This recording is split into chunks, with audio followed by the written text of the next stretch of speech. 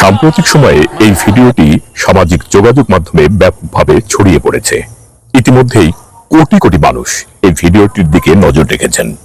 ধারণা করা হচ্ছে এই ভিডিওটি ইন্দোনেশিয়া থেকে সমগ্র পৃথিবীতে ছড়িয়ে পড়েছে।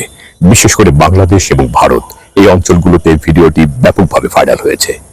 এই ভিডিওটির সবচেয়ে ট্র্যাজিক দিক হলো একটি ছেলে এবং একটি মেয়ে তারা গাড়িতে ঠিক ওই কাজটি করবার পর, ওই কাজ বলতে আপনারা ভেঙে বলার প্রয়োজন নেই, তারা খারাপ কাজ করার পর তাদের যে ভয়াবহ পরিণতি তাদের জীবনে নেমে এসেছে, মর্মান্তিক। কি হয়েছে দেখেছেন? ভিডিওটিতে দেখা যাচ্ছে ছেলে আর মেয়ে তারা পরস্পরের সঙ্গে আটকে গিয়েছে। কোনোভাবেই তারা ডিটাচড হতে পারছে না, বিচ্ছিন্ন হতে পারছে না, একজন আরেকজনের কাছ থেকে সরে যেতে পারছে না। এবং এমতো অবস্থায় ধরে নেওয়া হচ্ছে যে অলৌকিক কোনো কারণে তারা খারাপ কাজ করতে গিয়ে অভিশপ্ত হয়ে এই পরিস্থিতির সম্মুখীন হয়। এবং এই পরিস্থিতির সম্মুখীন হওয়ার পর পরবর্তীতে তাদের ডাক্তার, ওঝা বিভিন্ন প্রক্রিয়ায় তাদের বিচ্ছিন্ন করার চেষ্টা করা হয়। কিন্তু খুবই মর্মান্তিক এবং দুঃখজনক, কোনোভাবেই তাদেরকে বিচ্ছিন্ন করা যায় না। আর বিচ্ছিন্ন করা না যাওয়ার কারণে তাদের পরবর্তীতে মৃত্যুর কোলে ঢলে পড়তে হয়। এই দৃশ্যটি ইন্দোনেশিয়া থেকে সমগ্র পৃথিবীতে ছড়িয়ে পড়েছে।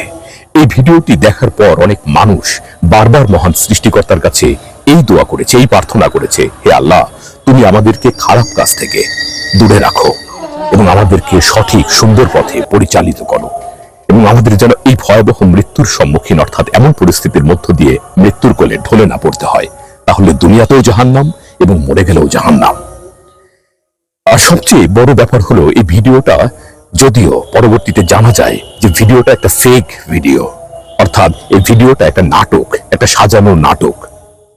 কিন্তু এটি সাজানোর নাটক হলেও এই ভিডিওটিতে যে মেসেজটা মানুষের কাছে পৌঁছে দেওয়া হয় যে খারাপ কাজ যেটা, সেটা কোনোভাবেই আমাদের কাম্য নয়, এর পরিণতি কখনোই ভালো হতে পারে না। পরবর্তীতে জানা যায় এই ভিডিওটি একটা ফেক ভিডিও এবং এটা একটা সাজানো নাটক।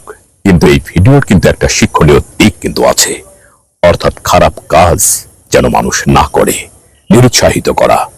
অর্থাৎ এর পরিণতি কিন্তু মানব জীবনে ভয়াবহ চলে আসতে পারে।